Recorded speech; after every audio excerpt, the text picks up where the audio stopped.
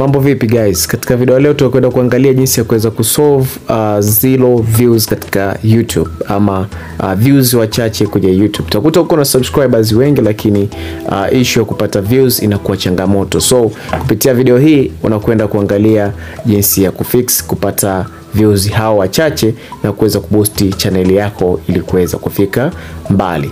Kwa kitu cha unatakiwa kufanya sasa hivi ni kufuata steps zangu nazo zikwenda kuzifanya sasa hivi.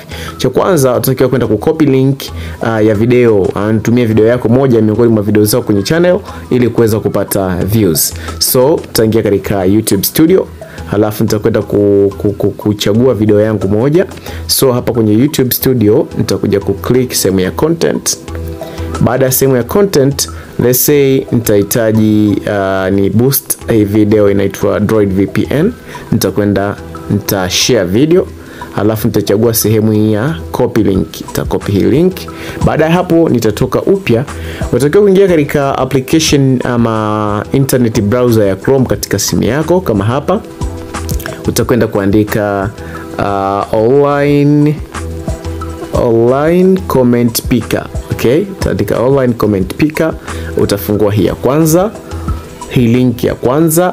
Kwa hiyo cha kufanya hapa utakuwa na comment online, alafu kisha weka link yako, watakwenda kucomment katika ile video yako. So the way walivyokuwa wanaitembelea ile video, wanavyo click kwenda kuiona, kwa sababu mtu hawezi comment kwenye video yako pasipo kuiangalia. So utaboost views zako, na zile views zikiwa zinapanda, ukumbuke kwamba YouTube muda mwingine wana monetize ama wana brand video yako kutokana na namna watu wanavyoigusa mara nyingi. Kutokea video yako inatazamwa mara nyingi, wanaiboost kwa sababu itakuwa iko kwenye trending tayari. So video yako inaweza kaingia kwenye trending kupitia hizi tricks. So utakuja hii sehemu yenye mfano wa link ya YouTube, utakuja utapaste ile link yako ambayo umeicopy kule, ni link ya video. Baada ya hapo utashuka chini hapa. Utashuka chini.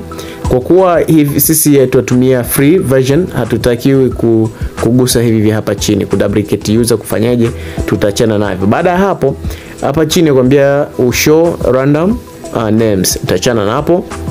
Watakuuliza swali kwa hapa, watakwambia 2 jumlisha 3 sawa na ngapi?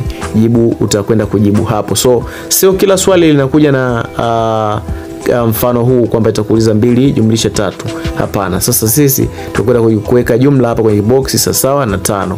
Ukika sawa na 5 utagusa sehemu imeandikwa get YouTube comment. Ukishagusa hapa unakwenda kusikilizia.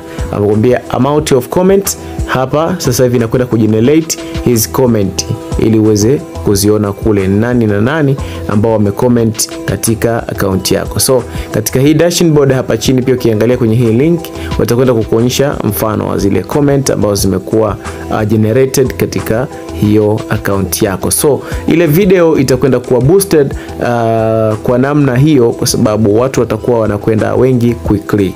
So baada ya hapo utaklik sehemu ya kustart. Utaangalia hapo ni watu ambao wanakwenda kucomment kwenye ile video yako. Kapata kuona